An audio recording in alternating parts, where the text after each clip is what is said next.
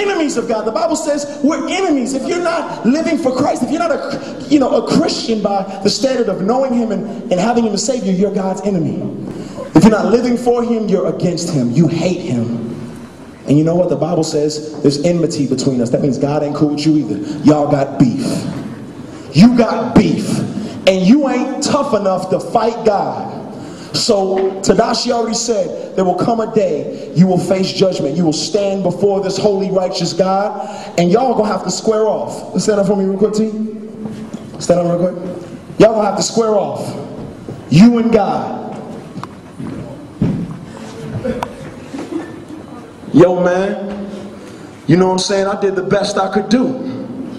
I did all I could do. You know what I'm saying? Like, can I get in? I'm just trying to be down with you, man. I didn't know you was this big and this holy and this just and perfect and stuff. And I'm sorry, I was living for me. Can I get in? And you know what he gonna say? Away from me. I don't know you. 2 Thessalonians says in chapter 1, verse 9 and 10, it says that we'll be punished eternally for our rebellion. You don't just, it's not like telling off your mother. This is God, the creator. You don't just tell him you want to do what you want to do. Adam and Eve just ate some fruit and God said, you're out. You don't just sin against the holy, perfect creator of the universe and don't believe there's consequences. You don't just go outside and stab somebody and expect the law to say, well, if you promise not to do it again.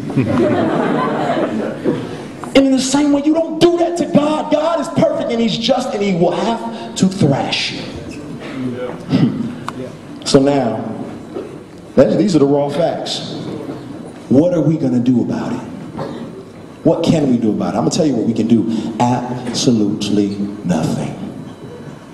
We don't have what it takes. We can't pay the penalty. We can't give God excuses. I'm sorry, I'll never do it again. No. You need to pay the price. Well, what's the price, God? Death. Death.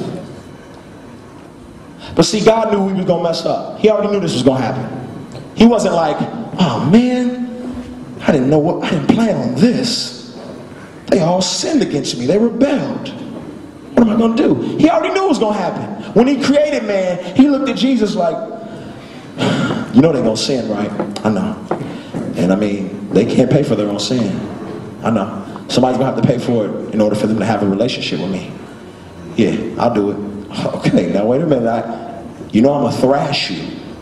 Yeah, your skin is going to get ripped off your body. Yeah, I'm going to string you, I'm going to have you strung up on a cross and beat down, bleeding. I know. And I'm going to turn my back on you. And I'll turn my back on you like I should turn my back on them. And Jesus says, so be it. Why? Because of his love for you. Because of his love, he so loved the world, he gave his only begotten son. And if you would trust in Jesus, you would not have to get smashed. You could have everlasting life.